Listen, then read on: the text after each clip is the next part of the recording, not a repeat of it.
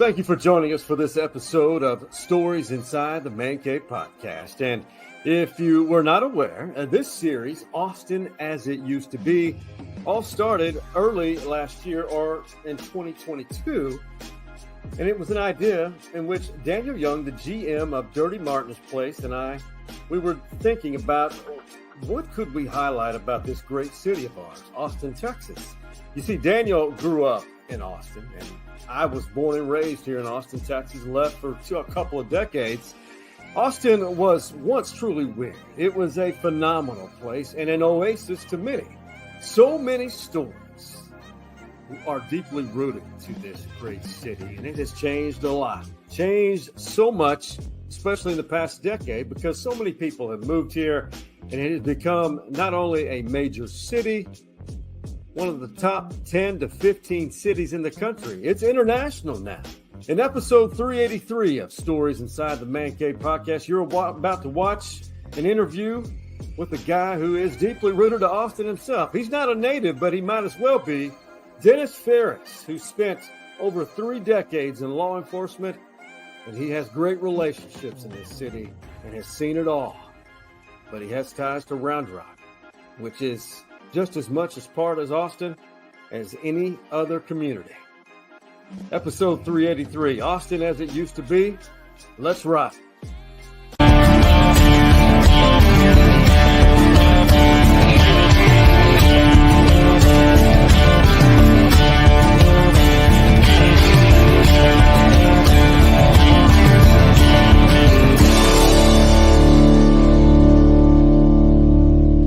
And here we go, the relaunching, and that's our guy, Dennis Farris. Man, this should have happened 300 episodes ago. And horns up for the Longhorn for life.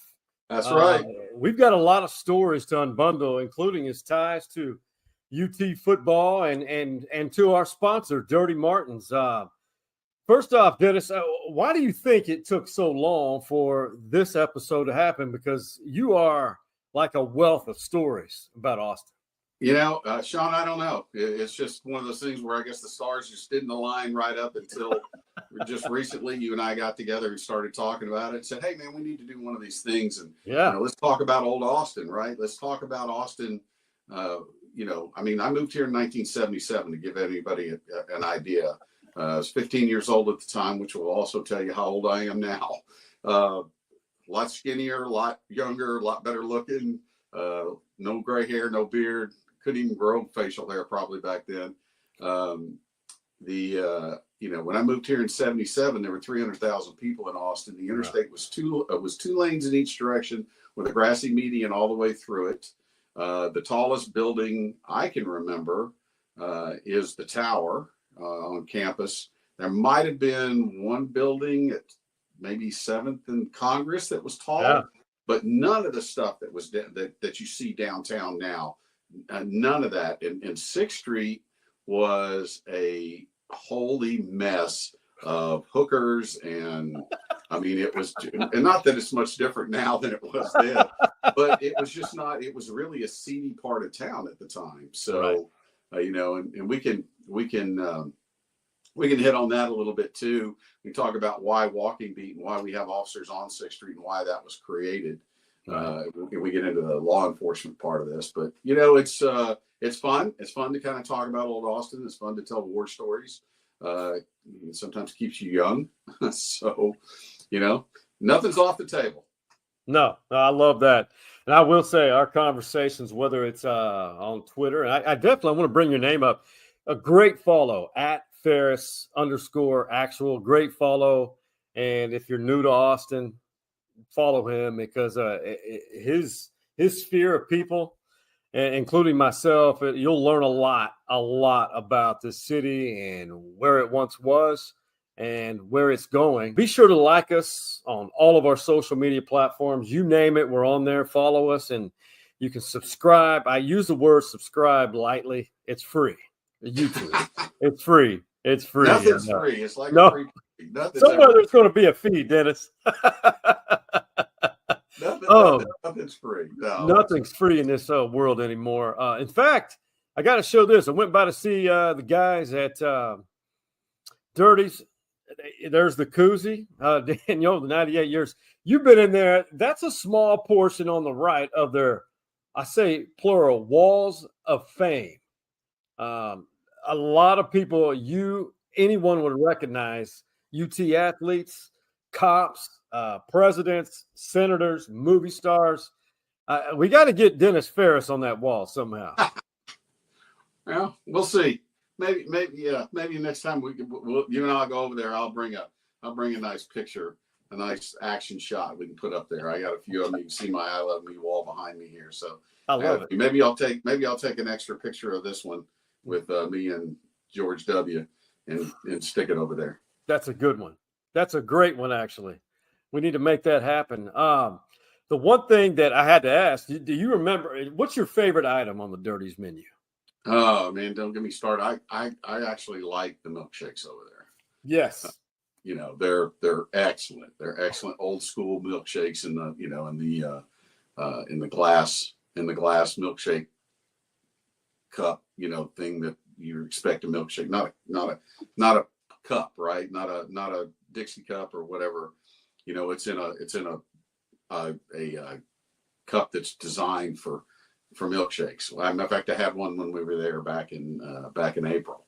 So yeah, the milkshakes over there are what I like the best. I had one Friday. I hadn't been back in several months, so I had the comeback cheeseburger with jalapenos and a Oreo milkshake. Oh, I had a strawberry. I don't know, for some reason I have an affinity for strawberry shakes. So strawberries are phenomenal. I got to pull up something as we continue to wind our way into this and tell your story. So yeah, you moved here in 77. This picture was of Austin in 73. I promise you that didn't change much in 10 years. What comes to mind when you see that view? None of the buildings are downtown. None of the tall buildings are downtown. That this is what people think when they think of Austin. This is the sleepy college town, right? This is the little bustling 300,000. Maybe this probably then was probably 250. I don't see any traffic. You don't. Memorial Stadium is what it looked like right after they built the upper deck. You don't see the Four Seasons Hotel on the lake. You don't see, the W is not there. So it is what we think of Austin when we talk about the Austin we love, right? And that sleepy college town and what attracted so many people to come here in the first place. That's what I see when I see that picture. Yeah, I do too. And the old warehouse district, there were truly businesses. There was I think a sausage company. Down there, a lot of warehouses, and now there's just nothing but restaurants, bars, and hospitality. But this is a cool view for everyone who hasn't seen it before, and that's what it's become. I think every city though has its stories. So Dennis Farris moved here in the Austin area and went to Round Rock High School. You were class of 80. Round Rock Dragon. Go Dragons. So what did you remember about when you? First off, where did you move from? And when you went through Austin, and obviously Round Rock is well over 100,000 people now. But what was it when you moved there? So we moved here from Huntsville, Alabama. My father was a engineer for IBM. So he'd worked on the space program. Yeah. And in the mid 60s to the, mid 70s, they were shutting down the plant.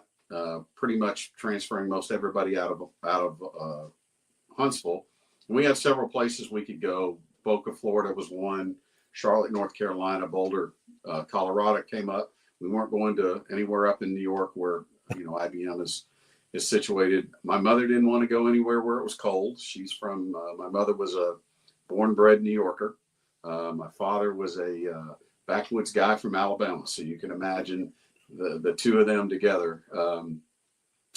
So my dad's boss in Huntsville had moved to Austin a couple of years earlier, offered my dad a position here. My parents came down to take a look, liked it, looked around at the schools, decided they wanted my sister, the sister that's right above me in age, was about to start her junior year in high school. I was starting my sophomore year in high school.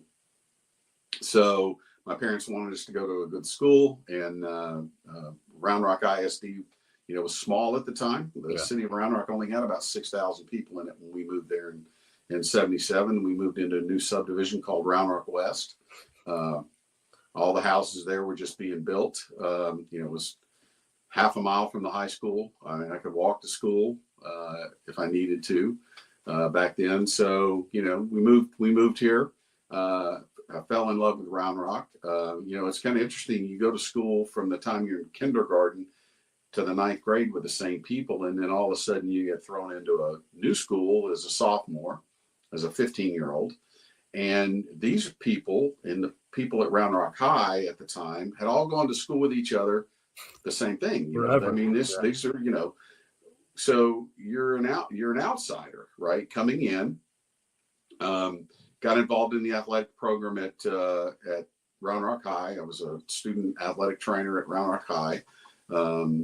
And that kind of got me into the in crowd with the folks that have been there. But, I went to school with guys that, were born in Round Rock in the early 60s, in the same time frame I am, obviously. And had seen Round Rock go from a little bitty town of 1,000 people to what it was then. And good Lord, you look at it now and it's amazing to see what that little town has become. And it's really, they've done a good job of controlling their growth and how they've done it. But that's how I ended up there, and graduated from Round Rock in 1980, back when there was only one high school in the Round Rock School District. None of the other ones existed.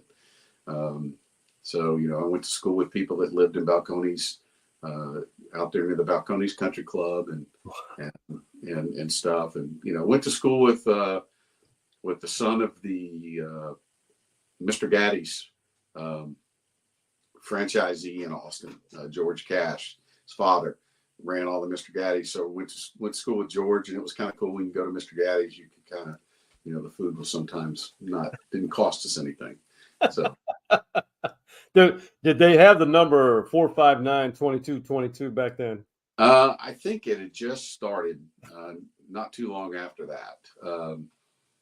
That catch that you say that now, and I'll have this earworm in my head for the rest of the night, right? It's 452.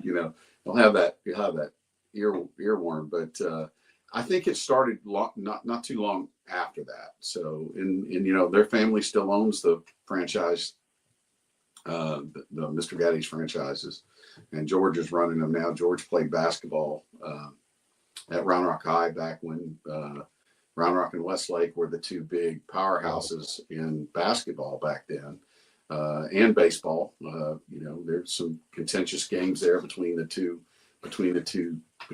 schools. Of course, we're this little podunk town outside of Austin, and those are the rich kids from West Austin, and it got interesting, to say the least.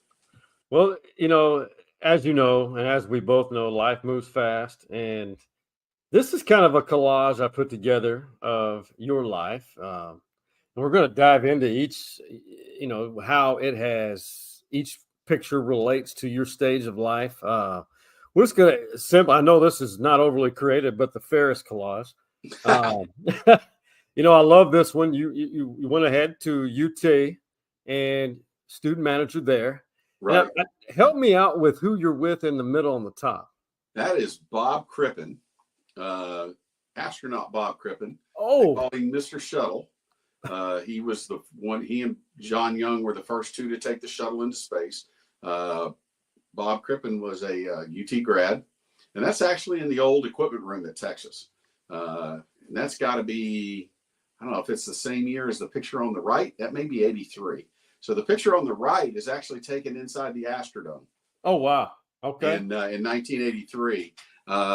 I carried the headset cords now. That's dating us too, because there's no such thing as headset cords. Everybody's got wireless headset cords, but back in the day they didn't have wireless headsets. So Robert Brewer, who was an outstanding quarterback for Texas, was a graduate assistant, and he would be the one that signaled in the plays. So those are his headsets around my neck, and I stood behind him during the game and made sure that the cords didn't get tangled up and make sure he didn't get where he wasn't supposed to be. So that's that picture. That's that picture on the right. I'm actually sitting on a table in the Astrodome, and guy from the Statesman took that picture and sent it to me. I show that picture to people and they don't think it's me. I was about $135 in that picture, and I had a whole lot of hair. I'm also 21 years old, so to give you an idea, that picture's 41 years old. So is the one in the middle. You aged well, my friend. There's no doubt. And it's so what inspired you? And we're going to go into the law enforcement. You know what? Let's just move forward because I'll tell you what. Let me tell you. So the picture in the upper left with me and Earl. Yeah. I need to tell you a funny story about that picture. So if you'll look, I mean, you have to really zoom in and look. Earl's holding my T card, right? Oh. So I lettered in football at Texas. I've got a letter just like everybody else. Anybody that played football down there, I've got basically the same rights that they do, right? Now, granted, no, I'm not going to be able to walk into places like Vince Young can walk into places that Earl can walk into places. But I have a T card. Excuse me, just like they do. Well, one day, I don't know. So I used to work for Chief Acevedo. Mm-hmm. And I made a comment one day. He was giving me a hard time about UT. And I said, well, I lettered in football at Texas. He goes, what, as a water boy? And I said, no, as the equipment manager. Because that's not really a real letter. I said, Chief, it absolutely is. I said, and you know what? I have a T card just like Earl Campbell's T card. And he makes this comment to me and he goes, yeah, but his says Earl Campbell on it. I said, yeah, you're right. Mine says Dennis Farris. So I run into Earl at the Genie Car Wash on South Lamar working ACL Fest. And I knew Earl from my days when I managed football. He'd come in, he came around, he recognized me. Hey, Dennis, how you doing? I said, Earl, I need a favor. Excuse me. And he goes, what you need? I said, I need you to hold my T card up and you and I take the picture. And then I need you to do a video for me. And he goes, absolutely. So that's where the picture comes from. And in the video, he basically tells Chief Acevedo to shove it. So, so I love Earl. I mean, Earl's just good people. And then obviously the picture at the bottom was the 4th of July parade. Yeah. In the around Pillow, the North Shoal Creek neighborhood. Yeah, that's my hood, my old hood. Yeah, right around Pillow Elementary School. And this little kid, this was probably 2008. And this little kid and his friend were doing donuts in the middle of the street during the parade in his little John Deere battery powered car. And I walked over to him. I thought, I'm going to give this kid a ticket. And I walk over to him. I had my ticket book in my hand. And I walk over to him and I said, hey, I need to see your license and insurance. He goes, but I'm 3 years old. And I'm like, I don't care. And I lean down and his mom snaps the picture. He's actually signing that left-handed in crayon. Oh, I've got the ticket somewhere. I saved it. I gave his mom a copy of it and I've got a copy of it somewhere. That's a great moment. And that one. And then obviously the picture to the right of that was taken about 3 months before Chris Kyle was killed. Mm-hmm. That's my buddy Wood, my best friend in the green flight suit. The guy next to him, most people should recognize, that's Marcus Luttrell. Right. The lone survivor. The guy in the middle is a guy named Pat Connor. He was a K-9 officer with APD. The guy next to him is Chris Kyle, the most prolific sniper in U.S. history. And then obviously that's me. They were doing a fundraiser for the boot campaign, and Tank called me and said, hey, you need to come down here. I was just wanting to go home.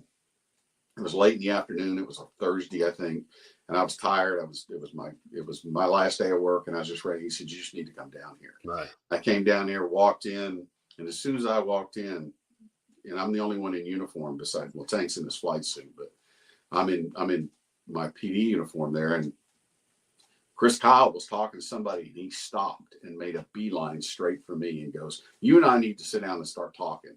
And I'm thinking to myself, I'm looking around to I'm looking for Ashton Kutcher to jump out and punk me, right? I'm like, sure. He goes, give me a few minutes to finish up, and then I want you and I to sit down and talk. And I talked to Chris for about 45 minutes, and he was fascinated with law enforcement. He really was. Outstanding human being. Made me feel like I was the most important person there. He said, hey, I want to grab this picture. Marcus was there. Managed to get a signed copy of both their books. And then obviously tragically about 3 months after that picture was taken, Chris was murdered. So that's one of my prized possessions. That picture is right there. No, that's a great photo. I surely you have. I'm going to go ahead and guess you probably have that one framed. It's somewhere. I think it may be behind me on the wall here somewhere. Yeah. I've got I've got some pictures that are, really of different stages in my life where pictures were taken. This one here, I really appreciate this. President Bush was taken about 10 years ago. It's the one president that I wanted to get a picture with. I've actually had a picture with every president: Carter, Clinton, Obama, Bush. I've not had one with Trump. I don't have one with Biden. And I don't have one. The other one I really wanted was one with George H.W. Bush, 41.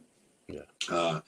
Unfortunately, he wasn't able to come to Austin during that time frame because that was when he really started getting going downhill. So I didn't get the picture then. But I've got pictures. I've got one with all the rest of them. They're somewhere. But that one, that one holds a little more meaning to me than the other ones do. 100% they do. I would say with pictures with any presidents, it's you got to see how long. It's not the person you're taking the picture with; it's the office. Your hook 'em football ties. Longhorn. You came in. So for those who are not aware, and not everyone's a sports fan, but if you're watching this podcast, I would venture to say you are. When Dennis was at UT, Fred Akers succeeded Darrell Royal. They had some really, really good teams, and he won a lot of games as the head coach. It was just following a legend where, in my opinion, it's just following a legend. You have expectations which are ridiculous, but that's Texas football. Fast forward, so 81, they had a great year in which they finished second in the country. Fast forward to 83, undefeated regular season. And best defense in the country. I would venture to say almost every member of the starting on offense and defense was on an NFL training camp roster. Actually, every senior on that team was on an NFL training camp roster, either as a drafted player or signed a free agent contract. So every player. So when they talked about last year's team, right? And Sark's team, they go back to that 83 senior class. Yeah. I don't think there's ever been a senior class, and now it probably won't happen because we don't have all those rounds in the draft anymore, right? There's never going to be another senior class that had every one of their players taken either in the draft or free agency and was on a NFL roster opening day of training camp. We're talking Jerry Gray, Jeff Lighting, Mossy Cade, Craig Curry. We're Doug Dawson. Yeah. It's pretty good football players. I did not know that. I just because I knew that they were good. 82 is when I started watching, really understanding the game. 83 was my first sports heartbreak after the Dallas Cowboys lost to San Fran with the Dwight Clark catch. Yeah, the one that I'm just throwing the. I just threw the ball. Montana talked about it. He just threw the ball out of the way. That was a scripted play, by the way. Yeah. It wasn't just some miraculous catch. It was actually a scripted play. That one hurt, but. Oh, yeah, me and you both. But I want to show you the video. So, and back then, it was before. So the Southwest Conference had an automatic tie-in. The champion would go to the Cotton Bowl. Right. That was your goal. The goal was to go to the Cotton Bowl every year. Texas was number 2 all year to number 1, Nebraska. Nebraska was unreal back then. Then you had Howard Snellenberger in Miami rebuilding that program, creeping up. That night on New Year's night, they upset Nebraska in the Orange Bowl. And if this would not have happened, Texas would have won its then third national championship. And this was the heartbreak. Texas was up 9-3 late in the game. And Dennis, he'll be able to tell us more about it. But this was when I don't remember what my emotion was, but I'm pretty sure I was upset as a young kid. When this happened, all Texas had to do was field the punt and pretty much run the clock out. That signal goes up, and he is dropped. And the scramble is on, and Georgia's got the football at the 23-yard line. Georgia's got the football. Curry tried to field it. Moss got the ball. 4th turnover by Texas. Georgia, trailing by 6 points, has it first and 10 at the Texas 23-yard line with 4:32 to play.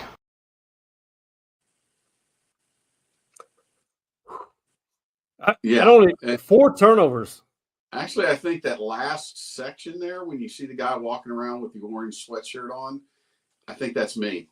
I'm going to go back. When you see walking away from the camera, I think that's me.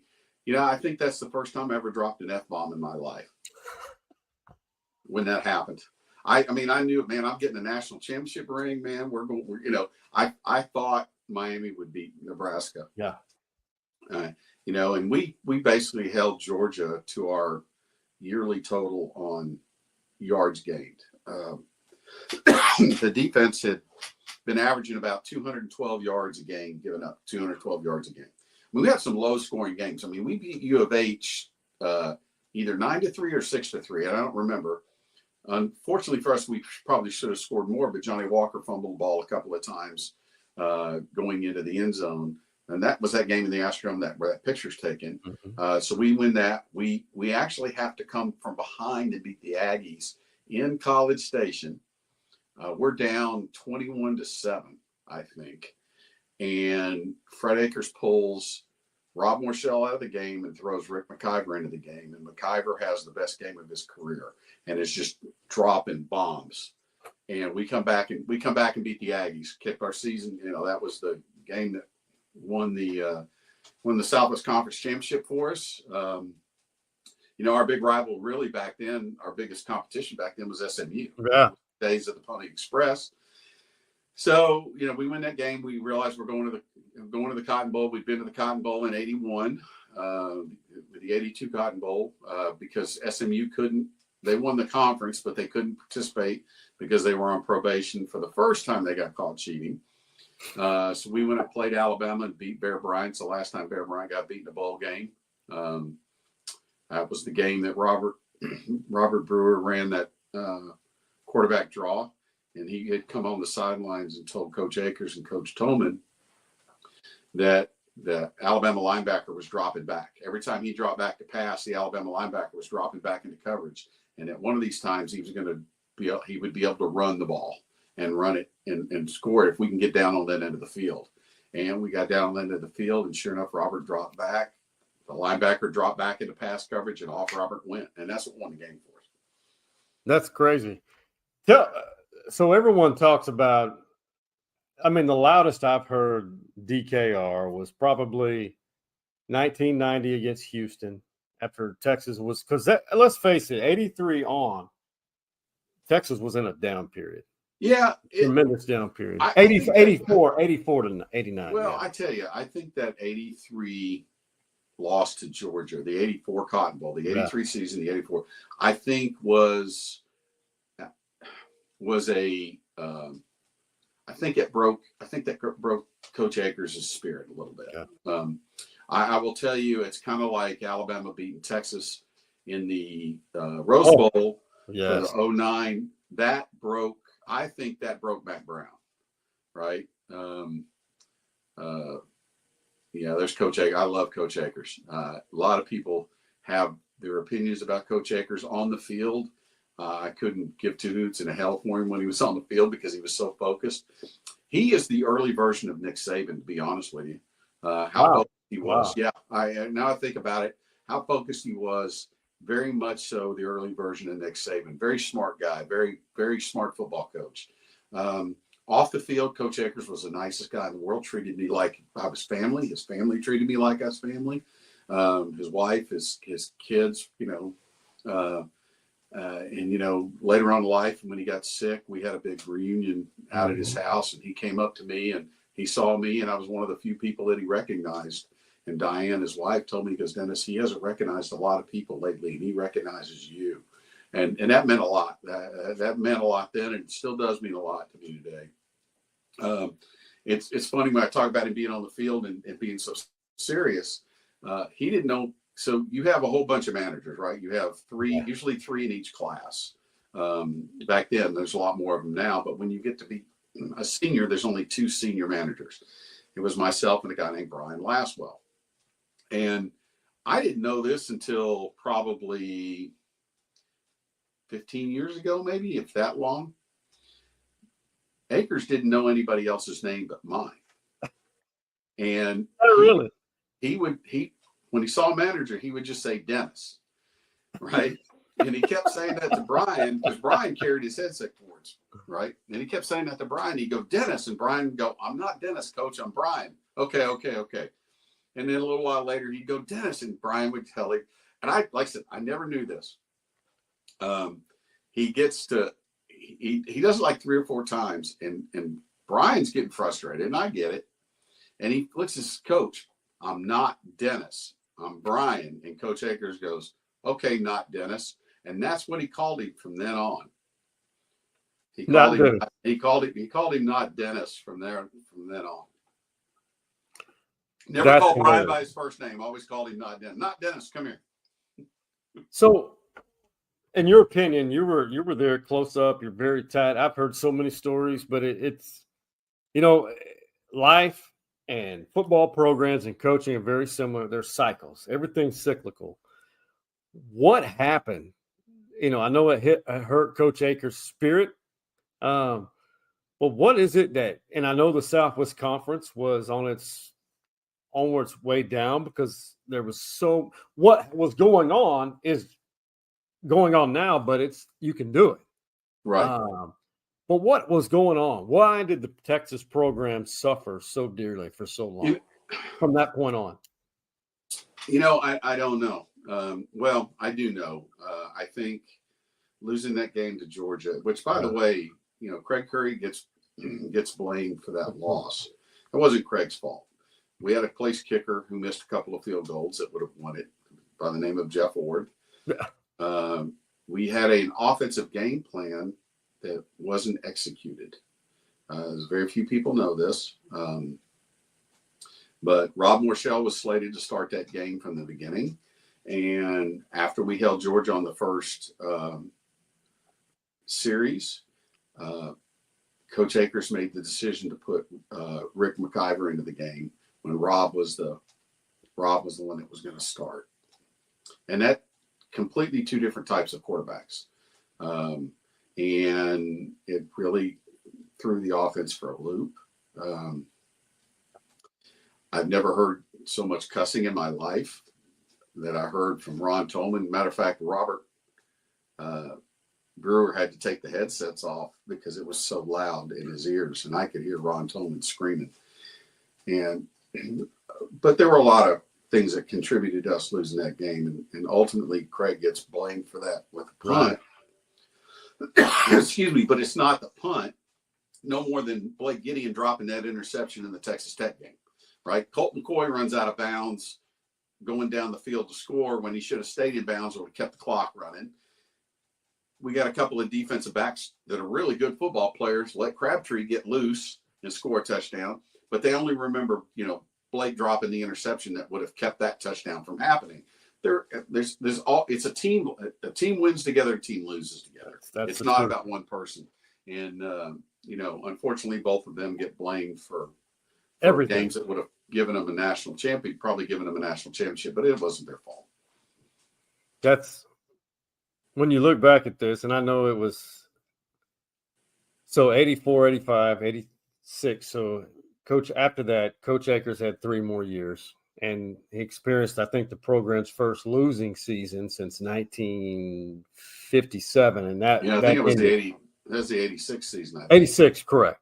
86. Yeah, so I will tell you, I think the other thing that really hurt us was we go to the Freedom Bowl in 1984 out in California, out in Anaheim, and we just get slaughtered by Chuck Long and David Riot. And we call that the Highway Patrol defense because we didn't let them get more than 55 points. It's the most miserable that's the most miserable football game I've ever been at in my life. And I was at the 82 Sun Bowl when it snowed on Christmas Day, and we were freezing and we didn't have any warm weather gear. That game was miserable. It was rainy. The field was muddy. It was natural grass field. And it was in San Diego, right? No, it was in Anaheim. It was Anaheim. It was in the Rams Stadium in Anaheim when the Rams played in Anaheim. Same baseball field the Angels play in now. But in the NFL, when they put the name of the team in the end zone in the grass field, they cut the grass lower where the name is. And all they did for that game was spray it white. So the word Rams, the words Rams was cut out in both end zones, right? Well, all they did was spray it with white paint. Well, the grass was small. It rained like 5 inches during that game. And it became a mud pit down there in the end zones became a mud pit. And then you mix it with that white paint. It was like plaster Paris. Everything I wore that game, I threw away. Before he took a shower to leave, I threw my shoes away. I threw my pants away. I kept my shirt, but my socks, I just threw it away because it was ruined. I vaguely remember it because of watching it was awful. It was like the team. That really, to be quite honest with you, that was the beginning of the end. That was the beginning of the end for Akers. And it really was a thing that turned Texas football into mediocrity for quite a few years. Because that was the year. There was the Edwin Simmons incident and the running back, and then losing to A&M, what would turn into be a 6-game losing streak to Jackie Sherrill and A&M. Yep, I remember that. It was hard to watch. It was hard to live through it. Oh my God! So God rest his soul, and to Fred Akers' family, great man. But I love Coach Akers. I really did. He was always nice to me. Of course, I had no experiences compared to yours, but I was grateful to have met him. I saw him at that reunion we had, which that Lawrence Sampleton and them put together when he was towards the end of his life. But I'd seen him a couple of years earlier when he was inducted to the Texas Sports Hall of Fame up in Waco. And that actually, the more I think about it, that's the one where he recognized me. And that's the one where Diane said he doesn't recognize very many people these days. And he had just started having the symptoms of dementia. Mm-hmm. He gave his speech. I will tell you, his son Danny had died a few months earlier. And I think that really took a lot out of him when Danny died. I don't think he ever fully recovered from that, but he gave that speech that night and he was dead on when he gave the speech. But again, I think it was written for him. He was reading it. So, it's kind of funny when you look at what's going on with the guy that sits in the White House right now. Exactly that. Right. But, Coach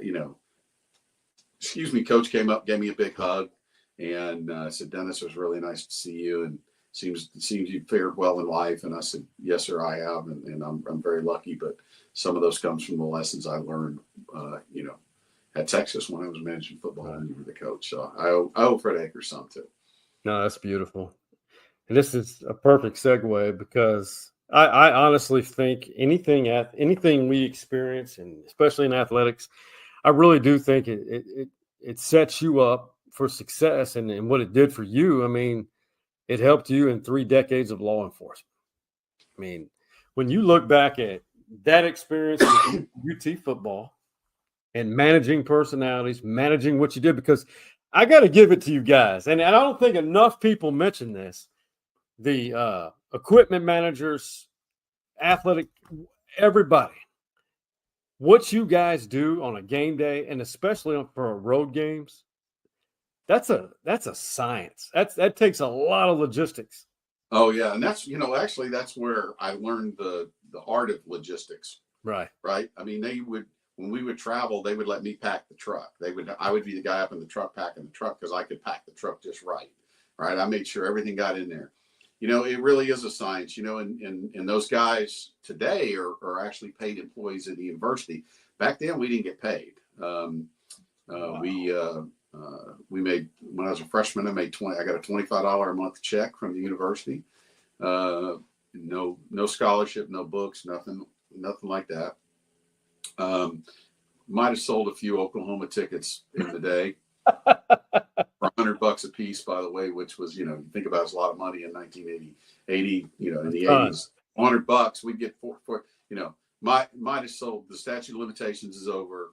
In all fairness, except for the 84 season, I sold. That's how I paid for Christmas every year.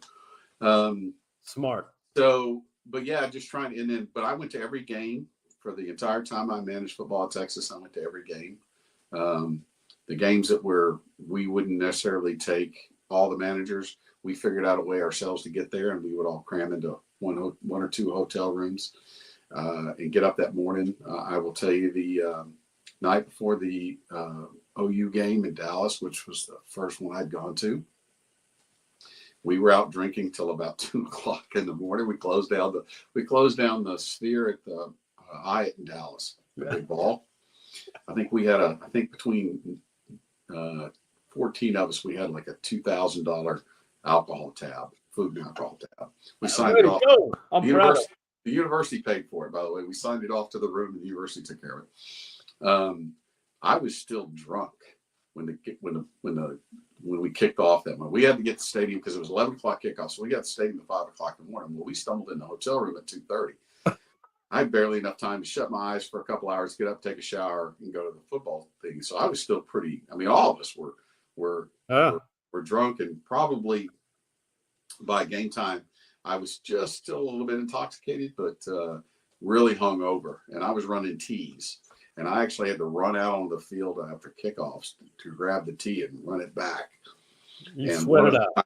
One of the times I ran back, I went straight to the garbage can, and you can imagine what happened. Oh yeah, it was bad. We drank a lot back in those days. We drank a lot of alcohol, and I did that. Also, and I don't know, you and I discussed this. I used to. So when I got done managing football at Texas, I got offered a job by our friend Billy Shaw. Yeah. Billy was the equipment manager for the San Antonio Gunslingers in the USFL. So I went down for a season as an assistant equipment manager for the San Antonio Gunslingers in the old USFL. The last year it was in existence, and that the stories I could tell you from that were something else. Getting stuck on the tarmac in Orlando because the check Clinton Mangus had written to Braniff Airlines bounced, and they weren't going to let us on the plane after the game to fly back to San Antonio until he gave him a cashier's check. Getting in our cars and racing to the bank on payday to beat the players because we wanted to get to the bank before the account ran out of money. Oh my God. I actually saw one time that Mangus's checking account was overdrafted $175,000 on a payday. We had Rick Neuheisel was our quarterback, and he was making NFL money. So I had to make sure I had to get to the bank before Rick did. And Jeff Lighting was making pretty good money back then, but I had a Mustang Cobra, and I could outrun everybody and get to the bank. We'd leave stuff out on the practice field, right? We'd leave the dummies, the footballs, everything, sprint to the front office, which was a trailer at Alamo Stadium in San Antonio, get our checks, haul it to the bank to cash it so I could pay my rent. So I could get kicked out of my apartment. You go to the nearest. Something that's a hot topic for you and me and a lot of people. And I think you get an opportunity to really see it from the inside out that most people really, from nowadays, what they see on social media isn't always factual. Correct. So this city has always been at the epicenter of politics because of the state capital. But right. When you dial in closer to city politics, we're not even the same type of city. I feel like we've had some good leadership 20 years ago, 15, 20, 25, 30 years ago, but it's always been different, much different than any of the other big cities. Right. From a law enforcement cop perspective, how would you describe the ATX politics as it's evolved to the top 10 or 11th largest city in the country? Well, let me tell you what changed Austin and what changed politics in Austin was the push to go to single member districts, where we have now 10 districts, the mayor's elected at large. But now what you have is 10 people who are elected by a small 80,000 to 90,000 geographic section of the city. And they really don't have to answer to the other 900,000 people in the city, right? They only have to answer to their 90,000. And what happens is you end up with activists on the council. I mean, Greg Kassar is a perfect example. We've got quite a few on the council now. And you have people who don't get to vote for all their leaderships. You as a citizen of Austin, you get to vote for the mayor and one council member, but the other 9 people that you don't get to vote for have 100% effect on you. Mayor Leffingwell actually wanted, and they put a second proposal out there. It came in second, so 10-1 got the most votes. 5-5-1 got the next votes, and then leaving it as a 7 at large, like we used to have. It was 7 council members. They were elected citywide. The idea behind going to 10-1 was because most of the 7 council members, 6 of them lived west of Mopac and north of the river, and West Austin. So it was try to get geographic representation. The 5-5-1 would have been 5 at-large districts, 5 at large, 5 districts, and the mayor. So you would get to vote for 6 people every time. You would get to vote for. You get to vote for 7. You'd get to vote for the council member in your district, the 5 at large, and the mayor. So you would get to vote for basically 70% of the leadership in Austin. Well, we don't have that now. So what it's boiled down to is the politics in Austin has gone hyper left, very progressive. They seem to want to, socialism seems to have gotten a foothold in at City Hall.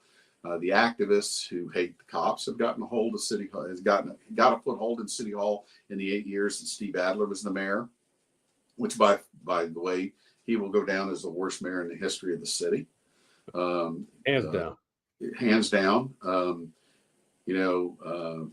Kirk Watson, I think, will do once he's reelected, I think we'll see a different Kirk Watson. It was unfortunate for him when he ran and only had a 2-year term. He basically had to go back into reelection mode. So I think there's some things that what Kirk Watson is the moderate Kirk Watson, kind of like John Whitmire is in Houston. Right. I think you'll see some more of that out of Kirk out of Mayor Watson. After the election, what's really scary to me is that some of the people that are running now for these open seats aren't even 30 years old yet. And they have these crazy progressive ideas that, we should be giving rent assistance to people, guaranteed income where we're just giving people $1,000 a month because we want to give it to them. They think that bicyclists should have more of the road than cars. We got all these bike lanes now where we've taken vehicular lane traffic away. And, you see streets that nobody rides bikes on with bike lanes. Go down Springdale Road. You go down Springdale Road, there's 2 bike lanes. Bike lane on the side. I've never seen anybody on a bike on Springdale. You go down Commerce Avenue, there's bike lanes on both sides. And the bicyclists are on the sidewalk or in the street. They're not in the bike lanes.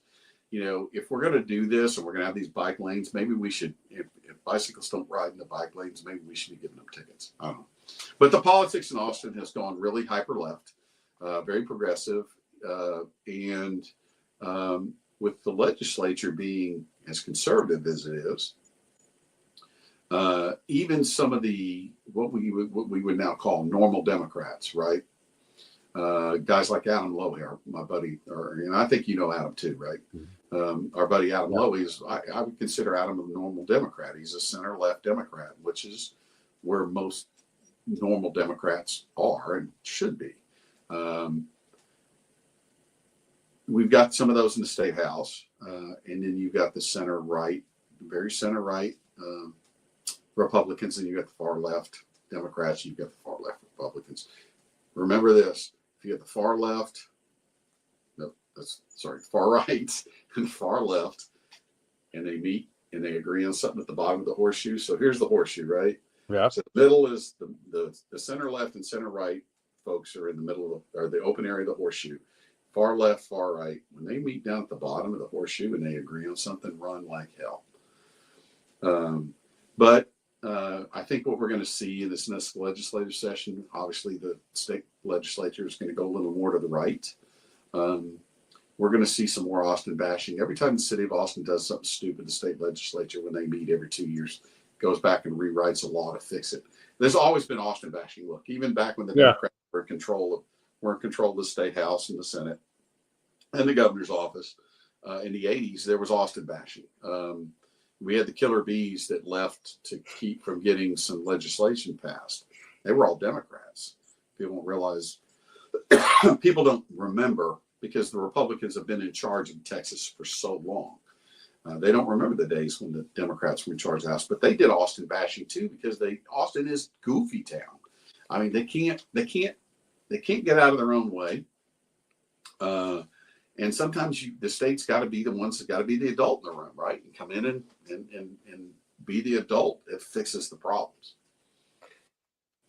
We mentioned everything cyclical in the world of college athletics and in general life.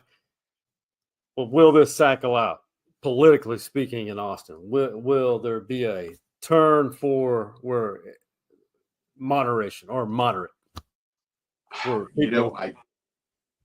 Sean, I don't know the answer to that question. I would hope, yes.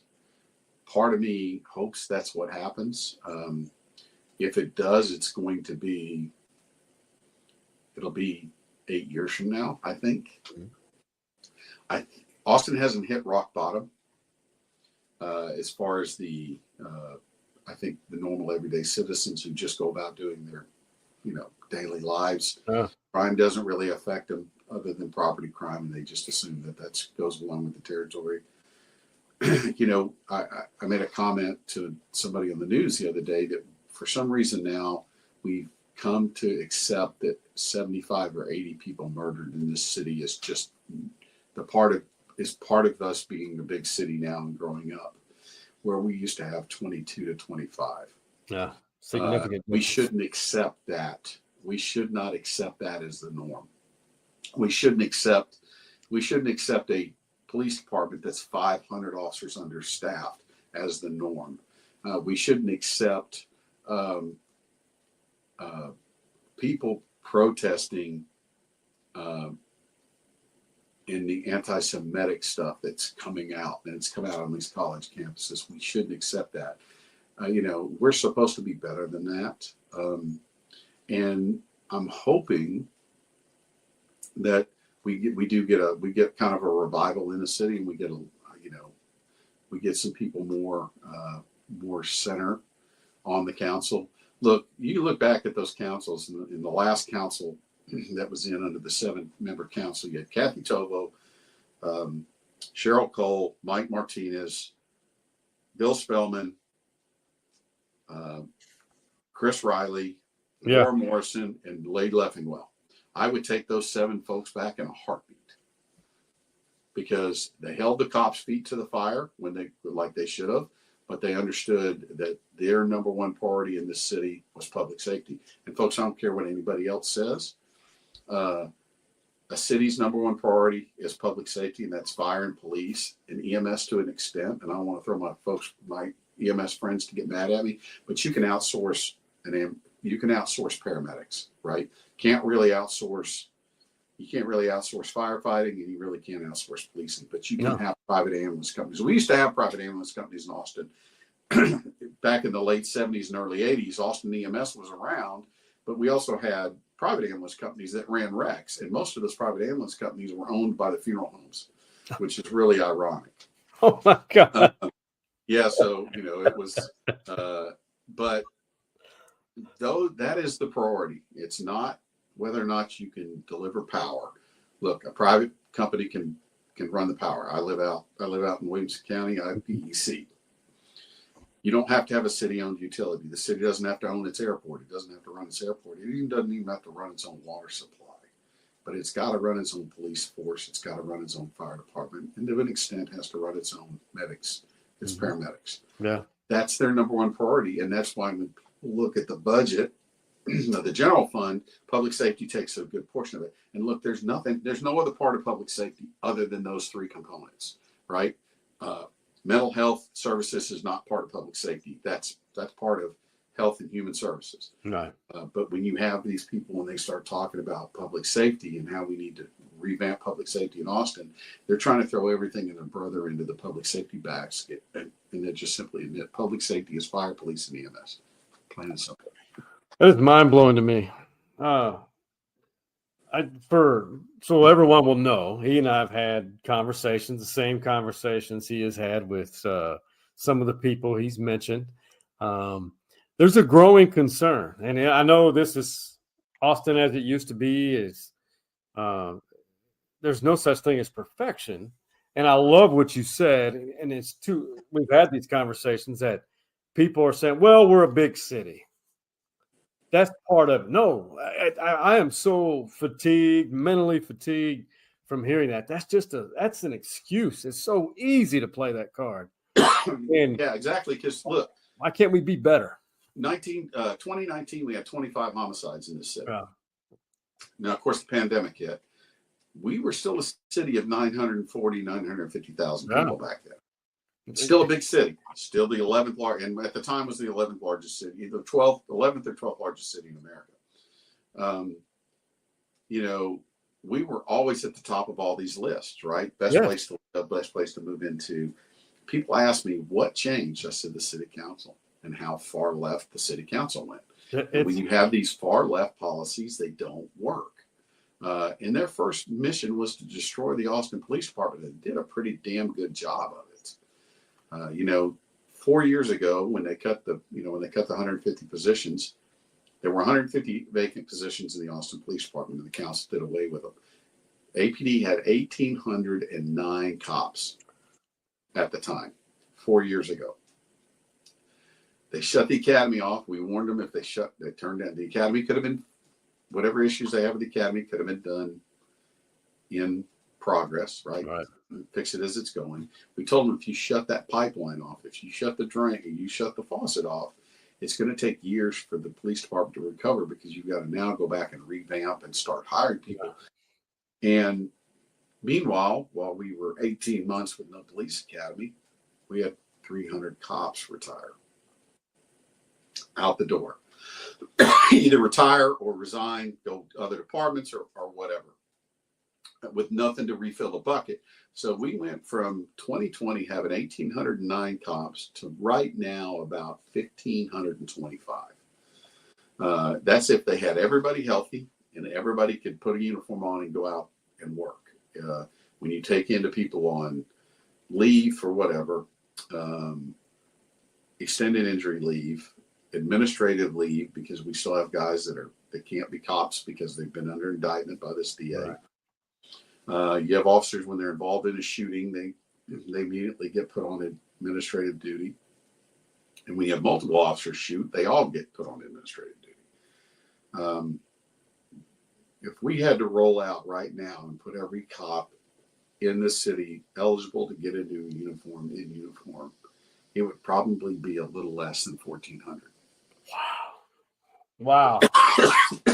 Sorry. It'd be a little less than 1,400 cops. And that's insane, man. And that's 1.4 officers per 1,000 people, when we should have 2.2 per 1,000. That tells you we're 700 cops shy of where we should be for a city our size. We should have 2,200 cops. Look, we have this almost the same population as Boston, Massachusetts. Yeah. We have 265 square miles of the city of Austin. Boston has 55 square miles and 2,250 cops. Austin, 5 times bigger, land-wise, 700 cops less. That's scary. It is, but again, Sean, we said it. Most people aren't affected by crime, right? I mean, not violent crime. Most people accept their car getting broken into, or their house getting broken into, or their wallet getting stolen, or their phone getting stolen. Is just, it happens. When the homeless situation got so far out of control in Austin, and we saw tents everywhere, there was a visual, right? Yeah. And people saw it. And the visual that they saw was homeless are everywhere. Matt McCowiak and Cleo Patricic did that Save Austin Now. They got that ordinance passed.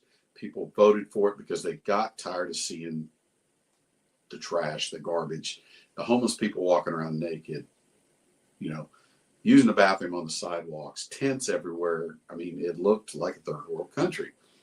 Well, we tried to run a proposition not too long after that, where we wanted to guarantee in city ordinance that it would be 2.0 officers per 1,000. And there were some other things in there. And it failed miserably. And it failed miserably, I think, for a couple of reasons. One, we were still reeling from the George Floyd stuff. And people didn't understand that concept. At the time, we had 75 murders. And I think if we'd have taken 75 little caskets or 75 crosses and planted them in the grass in front of City Hall for a visual, people could see that. Because what people don't see is we're at 33 or 34 homicides right now. And it's July. The hottest part of the summer hasn't even started. The crazies come out. We have more homicides when it's, obviously we have more homicides when it's, when it gets hot.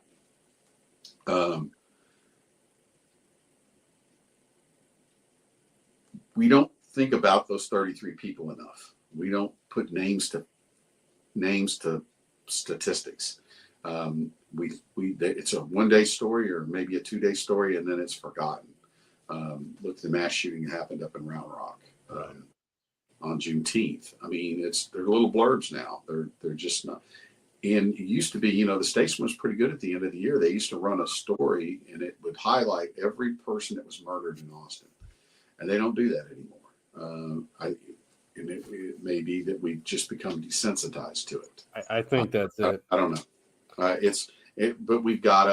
people have got to wake up and realize that the soul of this city is, we're losing the soul of this city. And if we don't do something to correct that, we will get lost. We will be Detroit. We will be San Francisco.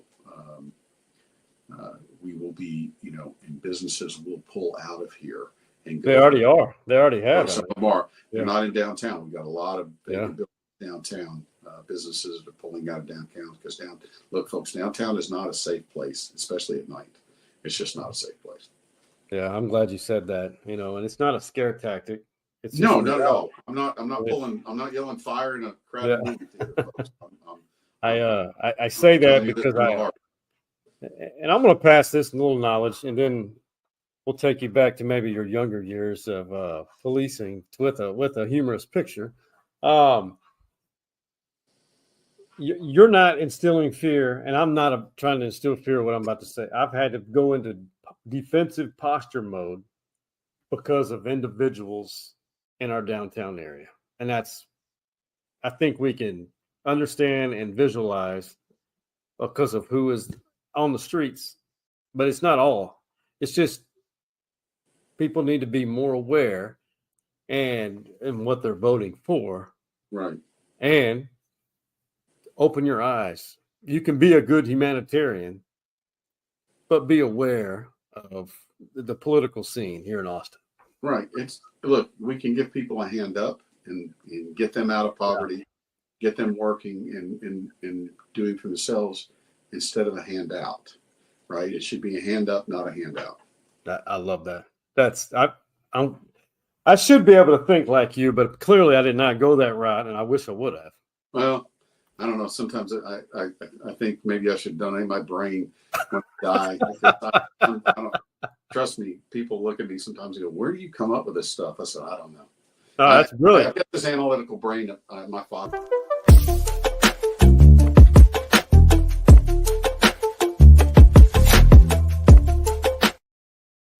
So we're going to go back to the early 90s. This is old Austin, St. Edward's University. Where were you when the Dallas Cowboys and Jimmy Johnson and a young Jerry Jones moved the Dallas Cowboys to St. Edward's University? What year did they do that? Was it 91? 1990 or 90 or 91? Well, so if it was 1990, I was in the police academy at APD. Okay. So I was a cop in Austin the years that the training camp was at St. Ed's. I remember that, because Tom Landry, the interesting thing is Tom Landry lived out in Lakeway, had a house in Lakeway on the golf course out of Lakeway in Austin also. A lot of people don't remember Tom Landry was a Texas football. He was. Played football in Texas. I remember these days. I mean, it was cool because our buddy Mike Barnes would be out at practice every day and interviewing the players and stuff. And the people of Austin just loved it. But, Austin only had about 600,000 people around then. Yeah. So, it was different. Yeah. I remember the Cowboys being here, and that was the heydays of the Cowboys. What would be a good caption? Because it was not, obviously, late July and August, it is not cool here. It is extremely hot. It'll train any good football team to be, and they won Super Bowls while they trained here. So what would you caption this? Because I was an intern at KXAN from 92 to 93, and we would go out there, and it was a great exercise to lose weight to go to Cowboys camp. Looking at the picture on the left of the players, they're probably going, can we go back to Thousand Oaks? And the one on the right, looking at these folks on the right, they're probably going, man, those are the Cowboys. Really? The Cowboys are in Austin. It was a big deal. But I'm sure those players were wishing they were back in Thousand Oaks. Oh, yeah. And, there were up to 10,000 fans per practice. Oh, yeah, it was crazy. It was a good off-duty gig for the APD officers that were working too. Yeah, a few of them made some pretty good money. It was great, especially in parking. It was a good money-making venture for the neighborhood. Oh, absolutely. Yeah. A tradition, but because the second segment is very short. Man cave story. There have been some legendary man cave stories throughout the years, the last 3 years. What's one you could share that's as comical now as it was when it happened? Christmas, 1988 or 89, maybe 89. So I'm still a cop at UT. No, it had to be 88 because I hadn't applied at APD yet. So Christmas, campus is dead. My partner and I, Jimmy Stinson, had gone over to the union, and the student union. We had keys. The manager of the union told us how to turn the bowling alley on and told us, look, you guys can come over and do whatever you want, 3, 4 o'clock in the morning. Come bowl, have fun. But do me a favor, don't wear your black-soled shoes on the bowling lanes because they'll leave marks. So, okay. So we went behind the counter and grabbed a pair of bowling shoes and put our bowling shoes on, right? Take our gun belts off. We set our gun belts down. We bowled in our vest. We had our vests on. We didn't take our vests off. We're bowling. So to give a little more context to this, 6 months prior to this, or beginning of the school year in September, 3 months prior to this, the students had taken over President Cunningham's office trying to get UT to divest out of apartheid, out of South Africa. And they had actually taken the president's office over and had locked the doors. And for the grace of God, he wasn't there because Dr. Cunningham wasn't there because he had a flat tire on the way, or he would have been a hostage situation. My training officer at the time was on day shift and figured out a way to get into the office through the windows. There's a way to access it back then. It still may be there today. Got in there and broke it up. So anyway, anytime there was an alarm in the president's office, you took it seriously. Right. You never knew. All right, fast forward. Christmas. It's actually Christmas Eve. We're in the Union bowling. It's about 11 o'clock at night. We're down there bowling. There's nobody on campus, right? I mean, the main building was in my district, so I had the beat keys. And dispatcher came up and said, we have an alarm in 700's office. And 700's office was Dr. Cunningham, the president's office. So I looked at Jimmy going, okay, this is serious. So we grabbed our gun belts on. We threw our gun belts on. We running across, it's not far from the Union. You come out the back door of the Union. It's not far to the main building. Right. But run by the UGL, go into the main building, go into that side door. We go in there and we get up we come up off the floor and we come out looking, and lo and behold, it's Dr. Cunningham. And he had set the alarm off in the office, but he was coming out. He was finished and he was coming out. And we said, oh, okay, Dr. Cunningham, no problem. You know, we cleared it, code forwarded it, which is everything's all right. And we said, have a good evening. He goes, hey, do you guys mind sticking around for a minute and riding the elevator down with me and walking me in my car? And we're like, yeah, sure. It's not a problem. So he gets on the elevator with us, and he's standing behind us, and Jimmy and I are standing there, and we look down and realize we're wearing bowling shoes. Still, we still had our bowling shoes on, but we matched, right? We matched, and it was like, oh shoot! And I looked at and we just kind of left it at that. We get off, we walk Dr. Cunningham to his car, and he gets in and he leaves, and we look at each other, and he goes, man, if he doesn't call Don Cannon, the chief, tomorrow and ask why we're wearing such ugly shoes with our uniform, we're going to be lucky. Nothing ever came out of it. But it's just one of those things you look back on and you're like, oh my Lord, you know, and the fact that we both had the same shoes on, I'm sure it never clicked to him that those were bowling shoes. But in my mind, I always wonder whether or not he noticed them and what his thought process was when he did notice them. So, he was probably grateful you guys were there. And yeah, he was. Broke up the. Yeah, I mean, there's all kinds of, there's all kinds of silly things that happened. Part of doing that job for so long is you have to have fun. Yeah. Right. And there were some antics at APD that, statute of limitations are gone, but some antics at APD when it would be slow at night and, stuff that they would get in severe trouble for now. But it's just, when I got to UT, when I got to APD, I was 28. So I was, still a kid, and even in your 30s, you do stuff to have fun, especially when you get bored.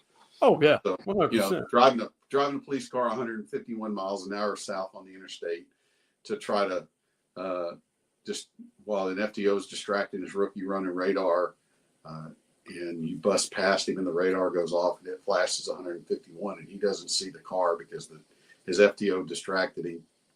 And he jumps and throws it and jumps out on the interstate, to come get you. And his FTO is going, what'd the car look like? And he's like, I don't know. I'm going to go find the one that's driving the fastest, so stuff like that. So it's just little practical jokes and things like that we did back in the day that obviously I love it now. That's funny. Hey, times have changed, but you guys made the most of it. But that's the best part. Stuff like that happens, you can laugh at yourself. Yeah. I mean, there's times like when I managed football, I got locked in the tea room one year. Oh. We're doing 3-a-days, and between practices, the managers, trainers would go up in the tea room, the old tea room, and shoot pool or lay down on the couches and rest or whatever. Well, I get up and went into the bathroom, I guess, when they were all leaving, and they thought I had walked out the door, and they realized I was in the bathroom. I came out, and the lights are all out, and the doors are locked, and they're double keyed, so you can't. There's no, there was no way to get out of the room, and I was locked in the room, and no one was going to be back in that room for 24 hours, and no one knew where I was, and I beat on that door for 2 solid hours. Oh my God. Finally, Dana LeDuc, who was the strength coach at Texas at the time, heard me, came to let me out, and it was right. I was almost late for practice, and I was going to get in trouble if I'd been late for practice. But Dana had heard me, let me out. And to this day, I have issues if I get locked in a room. I mean, if I can't get out, it just. But it was one of those things where it was silly. But in my 21-year-old mind, I wasn't getting out of this room. It was before. I was going to starve to death. I was going to starve to death, and they were going to find a skeleton, which I would have been perfectly fine. TV worked. There was air conditioning going. I had a couch I could have slept on. I'd have been perfectly fine. I'd have been hungry, but I'd have been perfectly fine. But in my mind, they were going to find a skeleton the next day, me dead and a skeleton the next day. At least until the football season on the next game day. Yeah, exactly. Great stories. Oh my God, those are some classics. But I want to get your take. We're going to take a very quick break, and then we come back, and we got a big transition going on in Austin, namely, it involves the SEC, and I want to get your opinion on the SEC, Austin becoming a SEC city, and that's coming up on the other side of this break. 97 years of good times, comfort food, and familiar faces. Dirty Martin's Place is a true Austin original, just like yours truly. An ideal marriage with stories inside the Man Cave podcast. It's like taking a step back in time. Old Austin. And the food? So good. Those classic burgers, the wings are severely underrated. Those delicious shakes. And be sure to ask if they will ever bring back the Fruity Pebbles shake. Trust me on that. And those cold, refreshing adult beverages. You'll love it. Plus, you'll be entertained by these Dirty's legends.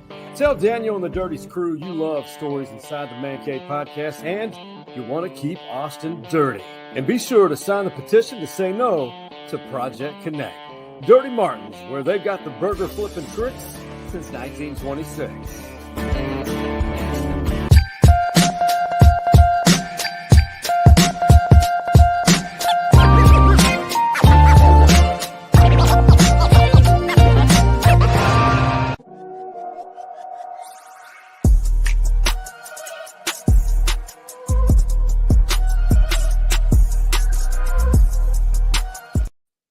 All right, it's official. They've been introduced on the ESPN family of networks, namely SEC Network now. No more Longhorn Network. Yeah. But Norman and Austin are now SEC cities. Austin's the biggest by far. 100%. Oh, yeah, no question. Your thoughts? Because I think Texas is going to have a great year in the SEC for the first time. I think so also. Yeah. So, I grew up in the SEC, right? Right. I grew up in Alabama. I lived there till I was 15, right? My father, after my mother passed away, moved back to Alabama, lived on Lake Tuscaloosa, had season tickets to Alabama football games, went and stayed in his RV not far from the stadium, went to all the football games. Matter of fact, one of the very last things my father got to do before he really got sick was go to an Alabama Auburn game. He probably shouldn't have gone. He got pneumonia after he went to it. It was one of the few times Auburn beat Alabama in Tuscaloosa. So having grown up in the SEC and then getting here and the big difference I think people are going to find out is that when you go to a city where one of these SEC schools is in, that city is behind, that whole city is behind them, right? Go to Tuscaloosa. I use Tuscaloosa as an example. Tuscaloosa, there's no Auburn jerseys in the academies in Tuscaloosa. None. It's all Alabama stuff, right? And you don't see people walking around with Auburn stuff on in Tuscaloosa. Austin, you could Notre Dame stuff, you got Oklahoma stuff. It's a different vibe in these small southern towns than it is in Austin. I don't really remember the Aggies in the late 70s when I got here in the early 80s. I don't really remember. There were Aggie fans, but they didn't come out of the woodwork like they do now, right? And they're front runners as far as I'm concerned. Most Aggie fans are front runners. People that were Texas fans forever, all of a sudden their kids go to A&M, and now they're wearing A&M stuff and they're doing this stupid thumbs up. I tell them, I said, all you're supposed to do with that thumb is stick it in your mouth and suck on it. But I hate Aggies, by the way. I hate A&M. That's longstanding. I have a funny story about the last Texas, if we get a chance here, the last Texas A&M game in Kyle Field as an officer. 2011. As an officer, I was there. UT brought us down there with them for extra protection, and that's a quick story, but it's a funny story. But anyway, going back to I think we're getting ready to see what it's like to be in big time college football. This is the SEC. There's a reason Del Conte wanted us to go to the SEC. It will be interesting to see if the Aggies stick around. They definitely don't want to play second fiddle to us. Well, they are fit to be tightest. We stole their baseball coach, and they spent so much money trying to be us, and then they go to the SEC and they spent so much money trying to be Alabama, to no avail. And now little do they, they're sitting around thinking, next thing they look up, Big Brother's back, right? And Big Brother's got the Ferraris, and Big Brother's got the good coach, and Big Brother's got the good players. I don't think we're going to get as welcomed into these SEC cities as we think we are. It'll be interesting. We've got to go. They've got to go to. They go to Nashville to play Vanderbilt. I guess the next biggest city probably. Yeah, I think it's Nashville. is Nashville, right? They go to Florida. No, Florida comes here. I have to look at the schedule, figure out what SEC. I think we're going to one of the Mississippis, right? So Mississippi State comes here. Right. I can't remember if they play Ole Miss. There. Let me look. I have to look at the schedule. If I can look at the schedule and see what SEC cities we're going to. I thought it was good that we got Georgia here the first time. And they're outside. They're in Athens, so that's. Yeah, they're still in a small. It's still a small. I mean, if you go to Tuscaloosa, and again, I use Tuscaloosa because that's my point of reference. Right. The stadium in Tuscaloosa is right in the middle of campus, and there's frat houses across the street. Right. Right, and there's a restaurant across the street. The heck is the name of that place? I can't. I've eaten there. I can't think of it. But the stadium is right. Is right there. It's right in the middle of campus. So they're going to Fayetteville, Arkansas, then College Station. I have been to Fayetteville many times, only once for a game that was 3 years ago. That's the worst I've ever been treated in my life. Same thing here. We went to 81 when we went and played in Fayetteville in 81. We had to take the license plates off the vehicle and tape up the doors so it wouldn't have the seals from the university on them, because we went in through Oklahoma because we got gas in Oklahoma before. Right. They wouldn't sell you gas in Arkansas. So the College Station's going to be interesting. And maybe you were talking about there, kind of segue into that story about the 2011 game. Yeah. So they bring us down to College Station with them. We go down the night before. Obviously, we stay in a hotel. We eat with them and stuff. So game time rolls around, and they come to us and said, "Look, we want one extra guy on Mac Brown, and then we want one of you on the offensive coordinator and one of you on the defensive coordinator." I don't remember who the offensive coordinator was. The defensive coordinator was Manny Diaz, but the offensive coordinator, I don't remember who it was. Maybe it was Brian Harsin. I don't remember. It was Brian Harsin. So, yeah. So then we were, during the game we stayed on the sideline, but before the game we were, with the assistant. And then when they went to the press box, we went with them, got them into the press box, got them upstairs, and then before half we'd go meet them at the bottom. We'd make sure we got them into the locker room. Same thing at the end of the game.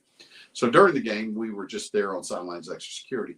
Well, the Aggies at the time, the students were sitting behind the visiting team. Now, there's a rule in the SEC that you can't sit behind the visiting team.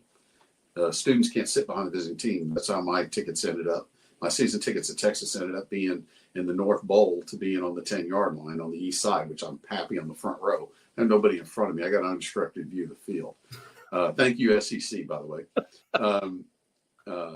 So anyway, the students are right on top of you, and they're yelling at you, and they're doing stuff. And their grounds crew and the people that work the stadium are over there trying to disrupt you. So Justin Tucker was trying to kick and practice kicking into the kicking net. Right. And their guy would walk in front of him every so often and held him up. We finally told the guy, "Look, get off our sidelines, go stand over there and don't come back." So anyway, end of the game, end of the fourth quarter, Texas is driving. Ralph Johnson and I, played football at Texas, and was an APD officer. So he and I are the two that were hanging with the two assistant coaches. And we're standing on the A&M sidelines, on the south end of the field where Texas is driving. And we're right there when Justin Tucker kicks the field goal that wins the game. Well, Ralph and I are standing, we're in uniform, dressed, APD officer dressed in uniform.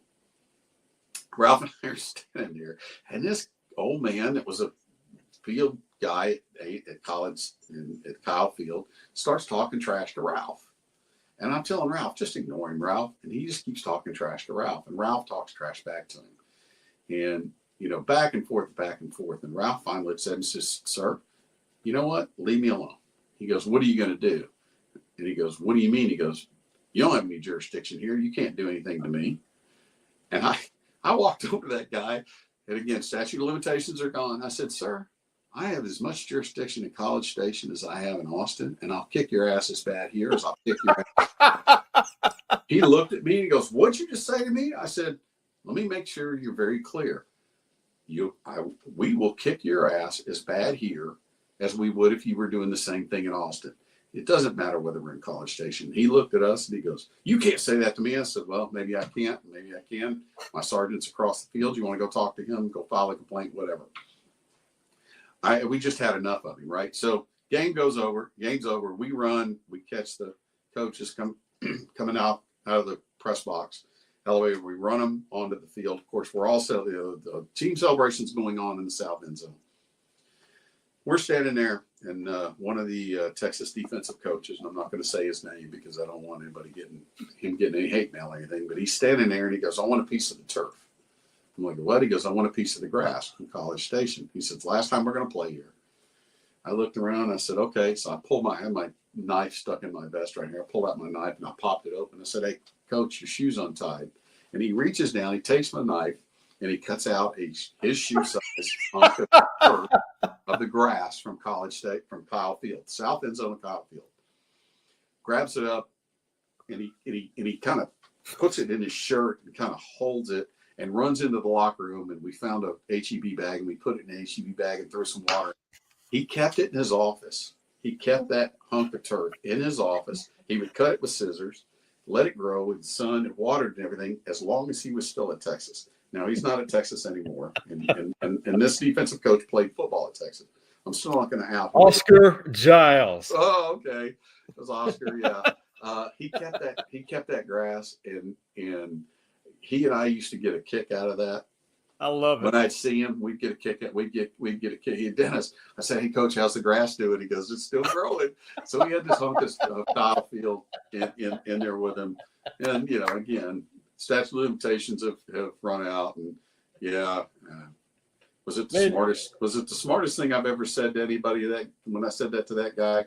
No, but it was just the frustration level was at the time. But it literally was. And we look, and let me make sure everybody's very clear. We would never have laid a hand on that guy, right? We would, but it was just one of those things where I told him I'd had enough of him. I said, look, we'll kick your ass here just like we'll kick your ass in Austin.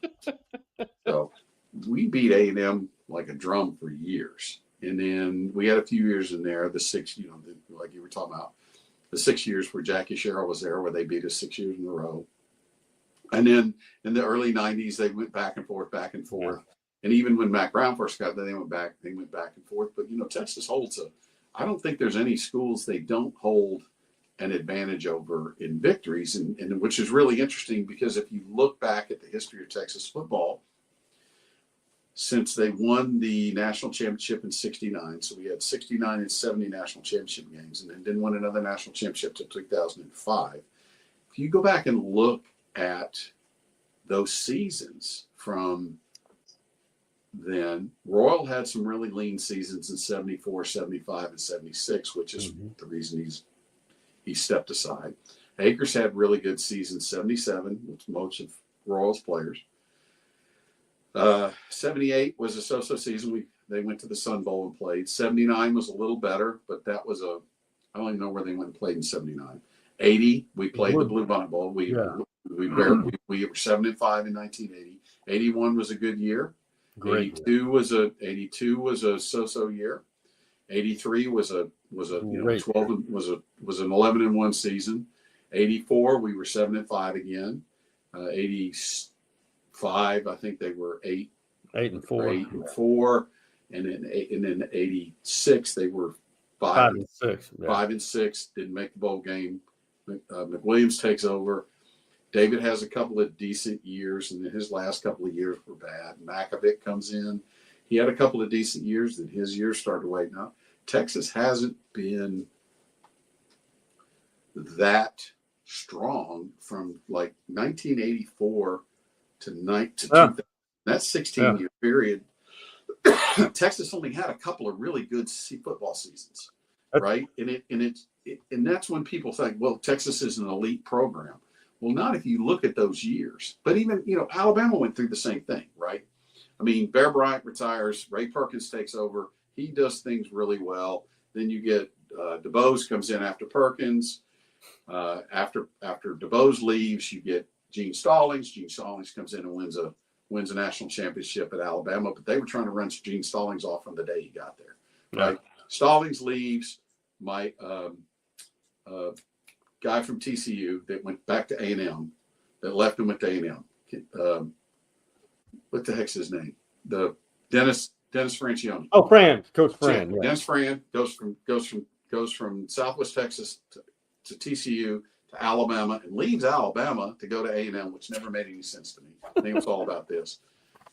Francione had a couple of, a few good years in there. And then Mike Price becomes the head coach at Alabama. Doesn't even last a spring, right? Strip club in El Paso got him. And then they hire Mike Shula, who was their coach. And they have the Shula years, right? And then they hire this guy, this flamboyant, young coach. No, I say young coach. He was in his 50s. Wasn't very good in the NFL. Had a couple of good years at LSU. They hired Nick Saban, right? And then look what happened. I mean, it was just the right fit. I think we're there now with the guy we've got. True. And it's a long way to get back to where I was coming with this whole thing was we have got the guy, right? And Chris Del Conte is brilliant. I don't think there's a better AD in the country. The only one that might be close to him is Greg Byrne at Alabama, because he went and got a guy that I think is going to be very good for them to replace Nick Saban, because you never want to be the guy that replaces the guy. No. And but I think he's going to do well. I think the fact that Texas and Alabama aren't playing this year bodes well for both of them. I think Sark is that guy. And he learned under, he 2 head coaching jobs. He failed in both of them, right? Basically, got what I think, was it him or was it Kiffin that got left on the tarmac, got fired on the tarmac and didn't get on the plane home? I think it was Kiffin, but he got fired. Sark had an alcohol problem. He goes to the Nick Saban school of, is coach under Pete Carroll. Then he goes to Alabama, and he's I guess he took over for Carroll after Carroll went to. It was in the same time frame. Yeah, and he gets fired from that. So then he goes to the Nick Saban School of Misfit Coaches, which a lot of coaches have gone through, and learns how to coach again. I think Sark was a great hire because his humility is unreal. I think kids watch that. But also, Texas led the way in NIL and how to manage it and how to promote it. That's huge right now. I think but it's out of control. It is. I think they opened up Pandora's box, and the federal government's going to have to come in and do something. Because the NCAA is powerless. NCAA is powerless. You got guys calling players on the phone saying, if you'll enter the portal and come to us, we'll give you $500,000. I mean, that's tampering. Mm-hmm. Well, you remember Jay Norvell? Yep. He's a friend of mine. He's now the head coach at Colorado State. He said that one of his players came to him at Mountain West Media Days. He said this in an interview. I love Jay. Said one of his players told him, Kansas State called him in the offseason and says, hey, are you going to enter the portal? We'll pay you $500,000. Mm-hmm. Now, the kid said it. I wouldn't think a kid would lie, but he told his head coach that. So, but it's happening. It's happening across the country. Texas is where they are partially because of their ability to intelligently handle the NIL world. Well, and that goes back to Chris Delcani putting the right people in place. Mm-hmm. You know, it's funny, the other day I saw that the state of Alabama has one billionaire in it. And it's the yellow guy. It's the guy that did the yellow. Remember the old yellow wood? Yeah. With the yellow, him. He's the only billionaire in the state of Alabama. Wow. We got like 15 living in Austin. Yeah. You know, I mean, the money's there, right? But even the money's in there. The money's there in Alabama, and there's only 2 big colleges in Alabama. Yeah. Right? It is literally, it's Alabama Auburn. But there's no NFL team in Alabama either. I mean, their closest NFL teams are Tennessee and the Falcons. But it's a lifestyle there. That's the other difference we're going to find out in the SEC is it's a lifestyle. Hey, man, tell me something good. Dennis Farris, my brother, what is something good, maybe inspiring? We've had a lot of negativity. Former President Donald Trump was, I thought, assassinated. Assassination attempt. Thank God it didn't happen. You don't want anyone to get ideas or anyone assassinated. We don't want anyone killed. We don't want anyone hurt ever. Well, what would you say to this world right now to inspire them? And maybe something positive, some words from you, from your experiences in leadership. Well, let me tell you, it's I have to go back and I know I've said this guy's name a lot in this podcast. You know, go look at Nick Saban's speech the other night from when he got the Icon Award at the ESPYs, and he goes, "People remember how you treated them." And how you treat people. And that is the most lasting impression you can have on somebody is how you treat them. Most people don't realize that, we have our differences, but what we have in common is far greater than what we have differences about. And we need to focus on that, the common ground and what we have in common and what we can do to pull and bring ourselves much more forward. Again, it's how you treat people, how you look at people, how you expect people. You know, would you treat your mother that way, right? I mean, think about it. I see a country that is divided at the moment. I think we are better than we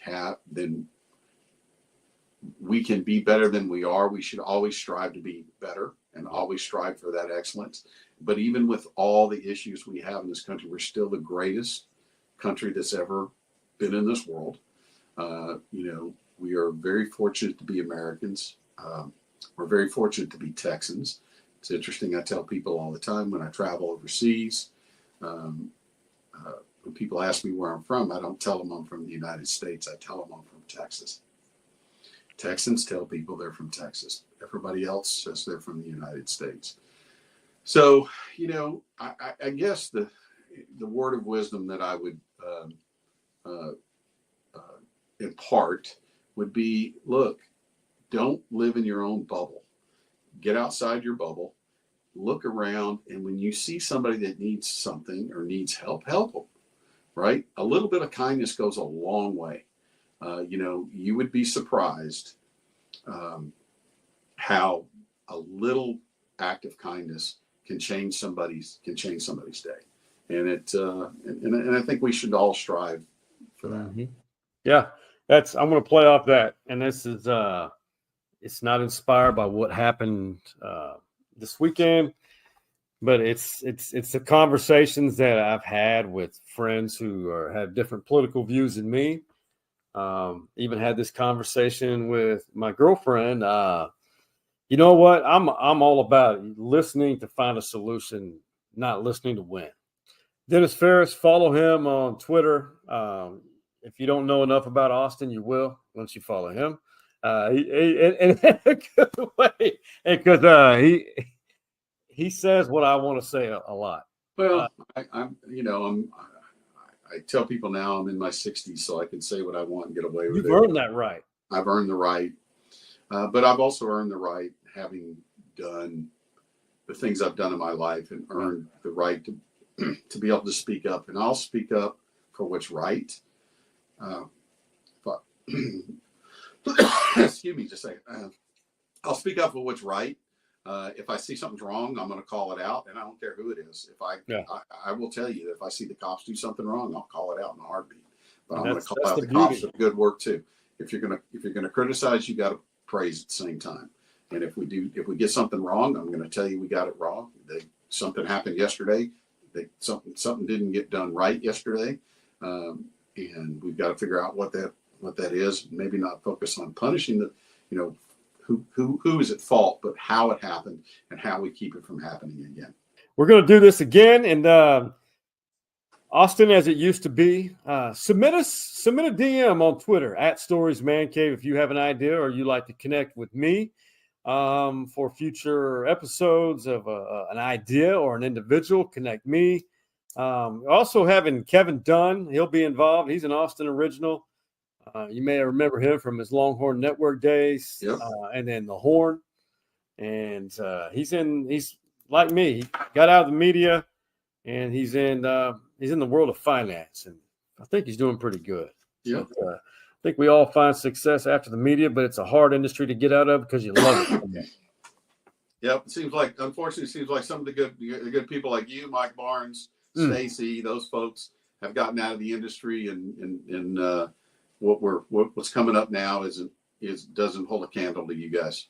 Man, Dennis, man, I appreciate it. There's a few good young ones, but there's a lot of people leaving the industry, it seems like. And I hate it. Brother, I owe you lunch. Yeah, we'll just do it again, definitely. And the beauty of it, you may not be from here, but you're a true Austinite. Your stories are endless. And, hey, in order for us to move forward, you got to embrace the past. And yep. I may not have been born here, but I got here as fast as I could. 100%, and I respect that. Much love, my brother. All right, man. We'll see you soon. All right. And we'll see you soon in Austin, as it used to be. Welcome.